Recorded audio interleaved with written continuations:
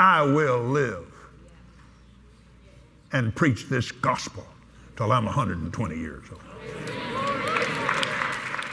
The belief to make it to 120 is very common in the Word of Faith movement. But unsurprisingly, it has never been reached by any of the movement's own teachers. So if you want to know why this belief is flawed, please stay tuned for this episode of Digging Deeper.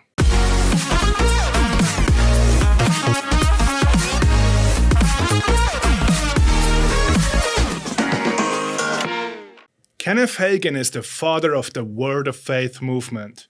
And just like many of his successors, he was convinced he would make it to 120. Watch this. I'm not going to die next 35 years. Glory to God. I'm not going to die next 40 years. I'm going after 120.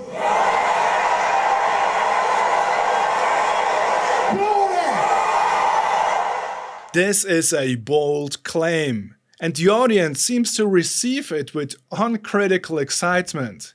The sad thing, however, is that it only took 7 more years for Hagin's claim to be proven wrong. He died in 2003 at the age of only 86, and it is reported that the cause of his death was heart problems. So let us analyze why people like Kenneth Hagin are wrong about longevity. How do they even come up with that? The Word of Faith longevity argument is mainly built on Genesis 6:3. This is the passage in which God announces the global flood. It states, "Then the Lord said, My spirit shall not strive with man forever, because he also is flesh. Nevertheless, his days shall be 120 years." Historically, there have been 2 interpretations regarding the 120 years. It either refers to the maximum human lifespan or the years left until the flood occurs.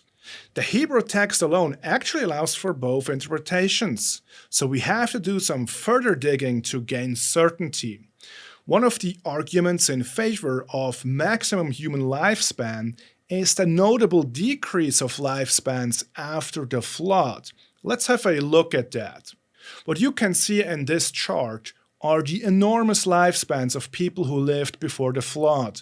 Many of them lived for almost a millennium, and the oldest person recorded in the Bible is Methuselah, who lived up to 969 years. It is often argued that these long lifespans were possible because of genetic purity and the superior conditions of the environment before the flood.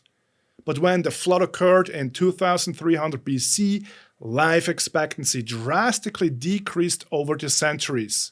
While Noah and other flood survivors still evidenced long lives, Abraham, who was born a little more than a century later, only made it to 175.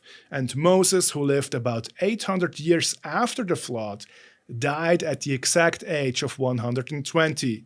This is also why Word of Faith people often use Moses' lifespan to support their interpretation of Genesis 6:3. But even in Moses' days, most people did not live as long as he did. This is what Moses states in Psalm 90. "As for the days of our life, they contain 70 years, or if due to strength, 80 years. And by the way, this verse does not have to be understood as a universal limitation. It's simply an observation that Moses made in his time and place. Let's have a look at some of the developments after the biblical times. According to the website Our World in Data, life expectancy at birth during the Middle Ages and later epochs was very low. It ranged between 30 to 40 years. However, we must also be careful here. A high child mortality rate also impacts these statistics. So those who made it through childhood had a higher expectancy, which means they could still have lived into their 50s or 70s. It was just not as common.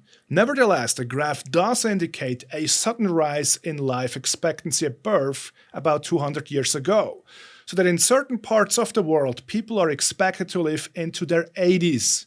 What contributed to this increase were the improvements in medical care, hygiene, and food quality. There are also modern examples of unusually long lives. Jean Galmont, for example, is considered to be the oldest verified person of our time. She lived a total of 122 years, which means she lived beyond the alleged biblical limitation. So what is the response of those who interpret Genesis 6:3 as an age limitation? By the way, some creationists who are not Word of Faith hold to that viewpoint. They might disagree with Word of Faith people that Genesis 6:3 promises long life, but they would still see that 120 years as a lifespan limitation. Now, those who hold to that view would say that we are dealing with an approximate number. And I have to say that this interpretation would not necessarily contradict the belief in biblical inerrancy. In fact, the Chicago Statement on Biblical Inerrancy allows for approximate and round numbers in the Bible. Examples of rounded numbers might also be found in the reports of fallen warriors in the Old Testament. So identifying approximate and round numbers can be a legitimate way of Bible reading when dealing with large numbers. And I want to emphasize that because I don't think that there were approximately 7 creation days or approximately 12 apostles. No, these of course are exact numbers. But overall, I have to say that I still disagree with the maximum lifespan interpretation. I think these years refer to the time between God's announcement of the flood and the eventual occurrence of the flood. So Noah had plenty of time to build the ark and gather the animals. And this interpretation is usually built on 1 Peter, which states, "When the patience of God kept waiting in the days of Noah during the construction of the ark, in which a few, that is 8 persons, were brought safely through the water." Now, some of you might say, hey, Peter does not explicitly mention the 120 years. He merely refers to God's patience while Noah was building the ark. Here I want to point out that the larger context of Genesis 6 itself favors a reference to God's patience, because the overarching theme of Genesis 6 includes 2 items: the blotting out of all evil in the flood and the instructions to build the ark. So because of the immediate context, it is much more likely that the 120 years refer to the time until all mankind except Noah and his family will be blotted out. But why so many years? Isn't that a little odd? I personally don't think so. I think this actually helps us to not only see God's wrath and justice, but also his long suffering. Moreover, when Jesus announced the destruction of Jerusalem in the Olivet Discourse, it took 40 years for it to happen. It was not until 70 AD when the Romans finally invaded Jerusalem. It seems that God often reveals several of his attributes simultaneously: his wrath, his justice, and his patience.